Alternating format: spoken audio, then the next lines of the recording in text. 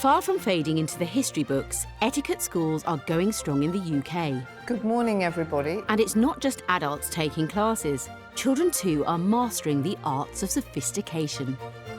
But are these classes of any relevance to the average British family? Today, The One Show is conducting an etiquette experiment to find out.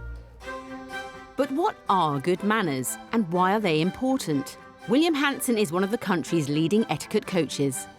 Good etiquette is important because it is the sign of a civilised society. Without etiquette, we'd be a pretty rude bunch. As much of a cliché and as hackneyed as it is, manners do cost nothing. Most would agree that manners have a place in society, but should children learn them in classes or at home? We've brought a group to Bisham Abbey, where coach Belinda Alexander will teach them the basics in etiquette. We'll start straight away talking about manners. Their parents will be watching next door, but do they think it will be of any benefit to them or their children? Kids nowadays sit round a table thinking it's OK to watch iPads, look at their phones. So I think a class like this is fantastic. We all know we're having issues now with behaviour with young ones, and for someone to sort of pick up on that is really great. But not all of the parents are so convinced. I believe that manners and etiquette and things should come down from the parents. You should teach your children by example. I'm hoping they won't learn anything new from today's classes, but maybe it'll reinforce a few things, some good manners. Opinions then are divided, and Belinda has just an hour with the children, not long to change the minds of sceptical parents. First on the agenda, what manners mean. Absolutely, top of the class, quote of the class, putting others before yourself. How many of you ever write a little thank you note? Wow, I am impressed.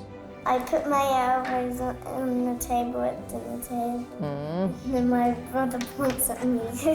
Get your elbows off the table. I don't understand why, and they keep on asking my parents and they don't tell me. I'll tell you why. Because it's much, much better for your posture. There you are, remember that. And elbows off the table now, please. Thank you. Next up, it's phones and tablets. Why are you on your phone so much? Is it that you're talking to your friends at school? Grace has had a phone for the last few months, and any opportunity she will be on her phone, so it has made a difference in the way we interact as a family. Now these children are just looking at a tablet or playing games on them, and they are no longer in touch with the rest of the family. But where are the children picking up these habits? Perhaps the apple doesn't fall far from the tree. Recently, my dad's been on Facebook a lot, and he's not been playing with me as much as he used to. Every time my dad comes in from work, the first thing he does is go on his iPad and phone, and I try to get him off it, but he tells me that he's looking at things for work when he's really on Facebook and everything, talking to his friends. So whenever I go to sleep and I'm with my dad, he always played this game, and whenever I feel scared, he just carries on and he just pokes into the phone. Does he? Yeah. Wow, so you're annoyed with him now, aren't you? Oh. Well, if I see him afterwards, I might tell him off. So has today's experiment changed the mind of any of our parents?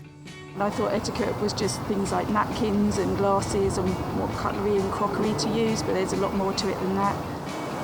The one at home that the kids learn from our actions. It's just nice to see what Siobhan's opinions were. I have to focus on what he likes and stop playing with the gadgets. Children today are criticised.